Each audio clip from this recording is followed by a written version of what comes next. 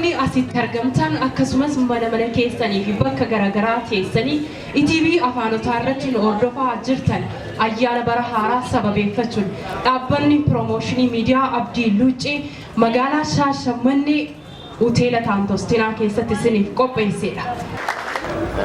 Kana taasisuudhaan gaa sagantaa keessummaa qabna.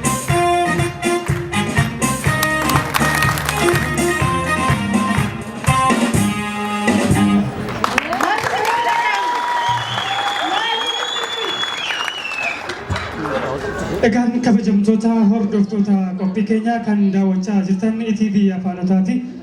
Ayyaanni immoo ayyaana bara haaraa 2011ti. As keessummoota qabna jechuudhaan cinaatti kan argamu dargaggeessa ogeessa ICT akkasuma appilikeeshinii afaan Oromoo Abdiisaa Baancaa Jaarraat gara gaaffii deebiitti deemna. Gaaffii deebiin keenyas gabaabaadha, daqiiqaa muraasa keessatti kan raawwatamudha. Waa'ee dhuma ayyaanatti kan wajjin mari'annu jechuudha. Akkuma isaan tartiibaan dhaabatanitti jalqabna jechuudha. Jalqaba cinaatti kan argamu dargaggeessa ogeessa ICT yookaan appilikeeshinii afaan Oromoos hojjetaa ture jechuudha. Baay'ee nama beekamaa fi xiyyeeffannaa jechuudha. Dhumarratti gaaffiin isaa gaafadhu gabaabumatti waa'ee hojii isaatii eessa deemtee badhaafamtee gama appilikeeshinii afaan Oromootiinis haa ta'u gama ICTdhaanis maalirra jirtame isa gabaabaa.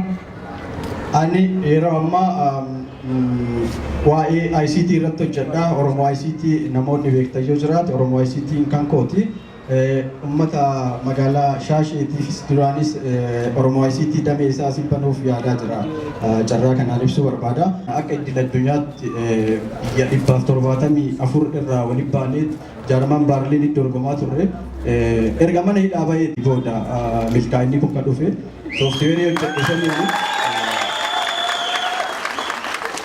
sooftiweerii hojjedhisaniin sooftiweeriin sadarkaa isaa kan eeggatee fi yaada interpiriinar yookiin immoo waa uumuuti jedhamee waan filatamee fi addunyaa irraa sadaffaan bahee jechuudha. Ani ogummaa ICT qofa odoo hin taane ogummaa afaan Oromoo irrattis hojjedha. Afaan Oromoo.com yeroo ammaa afaan Oromoo irratti barsiisuuf jenna. Afaan Oromoo ummata dubbatu malee waajjira afaan Oromootiif hojjetu hin qabu. Mootummaanis haa dhaga'u kana ifa dubbanna. Waajjira sadarkaa idil addunyaa fakkeenyaaf feesbuukii parsentii 66 geenye irraa afaan Oromoo jijjiiruuf jechuudha. Feesbuukiin parsentiin 30 wayii hafe kun dhumee jennaan afaan Oromootiif fayyadamna jechuudha. Akkasuma immoo Googiliin jira. Google Translation jechuun afaanota addunyaa afaan gurguddaa 300 fi afaan 6 olitti kan hiikuudha jechuudha. Pirojektoota akkanaa odoo harkaa qabnu mootummaan wajjin dhaabatu dhabne waan ta'eef qaamni afaan kun na ilaallata, qaamni afaan kun afaan keenya jedhu nu bira akka dhaabbatu gaafadhaa. Ulfaadhaa galatooma uummata keenya baga isin nafa. Ayyaanni kun saba Oromootiif ayyaana addaati. Bara uummanni Oromoo qabsoo jaarraa tokkooliif itti dadhabaa itti du'aa dabarse yeroo kamiyyuu ol tokko ta'ee alaa keessaa siyaasan osoo waliin qoodin amantaan osoo waliin qoodin bara xiqqaa guddaan itti tokko ta'ee injifannoo saba Oromoo gonfachiisee saba Oromoo bira dabree sabaaf sablammii biyya kanaa gonfachiisee Itoophiyaa bira dabree yeroo ammaa kana gaanfa Afrikaa wabii akka ta'u kan taasise waan ta'eef barri kun uummata Oromootiif adda. Anillee akka dhalataa saba kanaatti adda. Sana biras dabree akka nama saba kana tajaajilu qabsoo kana keessattis qooda fudhatee gammachuu guddatu nutti dhaga'ama.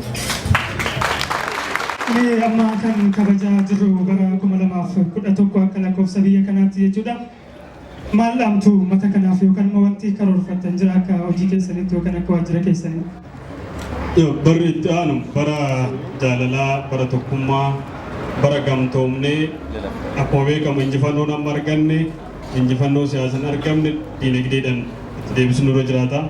Uummanni Oromoo hayyoonni keenya kan amma nu biratti agartan kanaaf kana kan fakkaatan hedduun isaanii biyya alarraa gara biyya keessatti galanii jiru. Paartileen siyaasaa hedduun biyya alarraa biyya keessatti galanii jiru. Hayyoonni Oromoo hedduun biyya keessa jiranis biyya alaa jiranis hundi isaatu yeroo kamiyyuu ol tokkummaa saba kanaa tokkummaa biyya kanaatiif yeroo itti tumsaa jirantu jiru. Akkuma amma injifannoo siyaasaan gonfanne kan itti diinagdeedhas yeroo gabaabaa keessatti gonfachuu dandeenyuuf waltumsuu qabna. Sabni Oromoo hundi sabaaf sablammii biyya kanaa hundi waliif tumsuu qabna. Carraa kanaan uummata Oromoo hundaan sabaaf sablammii biyya kanaa hundaan baga bara haaraan isin ga'e jechuun barbaada. Ulfaadha. Keessummaan keenya sadaffaa kan of bira qabna argaatumi.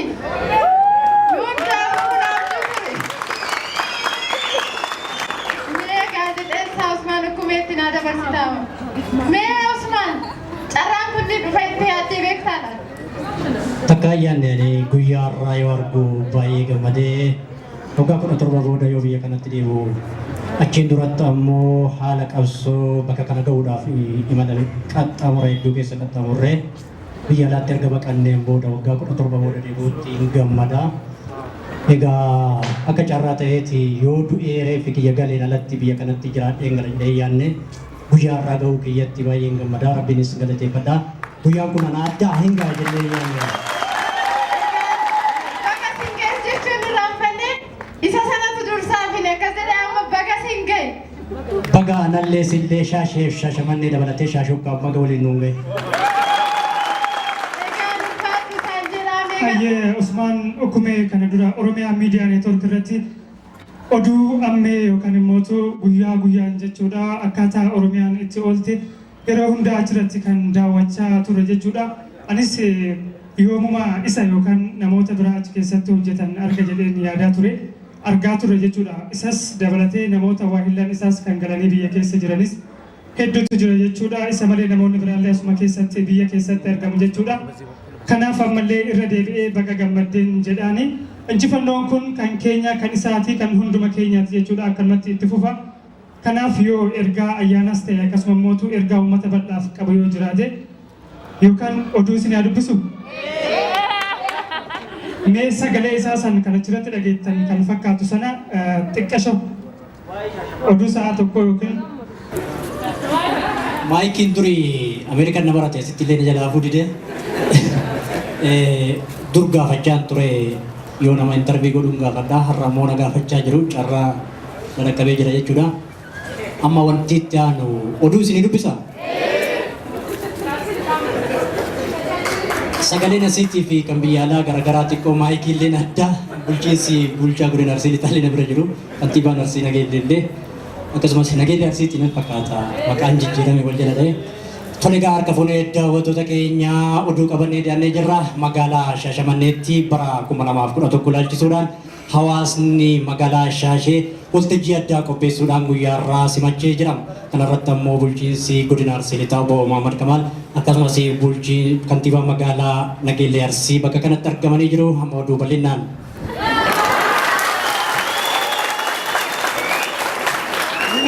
Asumaan itti dabalee jechuudha amma kan daawwachaa jirru ETV afaanotaati jechuudha. ETV afaanotaa kanas injifannoo kanatu fide jechuudha. Kana dura afaan Oromoo reediyoodhaan sa'aatii tokko TVdhaan sa'aatii tokko yookaan daqiiqaa 30 qofa kan tamsa'aa ture jechuudha. Har'a Rabbiin galanni haa ga'u qeerroos uummata bal'aas galanni haa ga'u jechuudha. Sa'aatii dabalatee ETV'n afaanotaa sa'aatii bal'aa tamsaasuudhaaf fulbaana tokkorraa kaaseeti kan isiniif tamsaasa isaa jalqabu jechuudha. Kanaaf mee gara ogummaa gaazexeessummaattis isa deebisa jechuudha. Mee maaltu sitti dhagama yoo chaanaaliin afaan Oromoo miidiyaaleen garaagaraa obbolaan Oromiyaa Miidiyaa Neetwoorkis yoo akkatti bal'atu maaltu sitti dhagahame?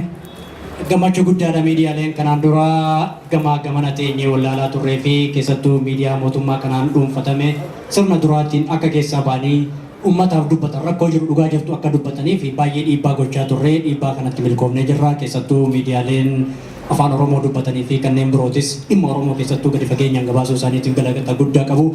Kana keessatti ammoo injifannoon argames laayyoo miti. Haa ta'u carraa kanatti fayyadamuudhaan uummanni Oromoo amma booda wanni isaaf erga taayitaa yookaan aangoo qabatee booda gara guddina diinagdeetti imaluudha. Biyyi keenya akkuma beekamu waggoota 27 burkutooftee yookaan bullooftee turte amma deebinee tana suphuudhaaf gaheen hunda keenyarraa eegamaa yoo kana jedhu immoo keessattuu dargaggoonni yookaan qeerroon bulchiinsa gama gubbaarraa kaasee aga jalaatti dhageeffachuu manguddoota kabajuu fi hundi keenya afaan tokko wal taanee biyya kana guddisuun nurraa eegamaa. Kanaaf miidiyaaleen afaan Oromootis ta'ee kanneen biroo dhimma uummata keenyaa saba keenyaa yookaan waliigala biyyattii teenyaa irratti xiyyeeffachuun hedduu gammachuu guddaa na dhagahama.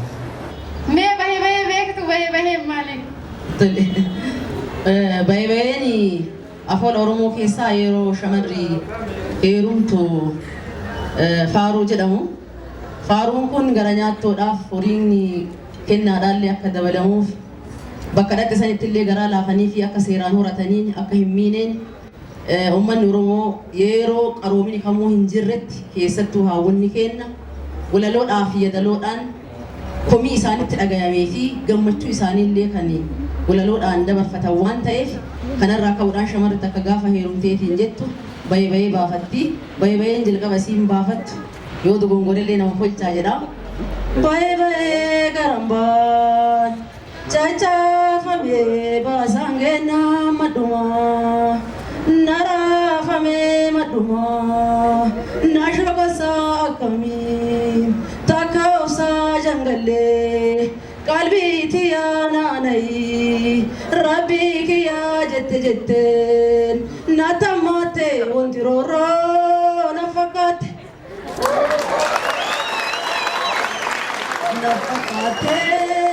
Uduu mukaa kunillee dhaaba godhaa osoo dhiiraa anillee dhaabee lolaa dhiira lolaa. ትዕግስት እንኳን አደረሰሽ።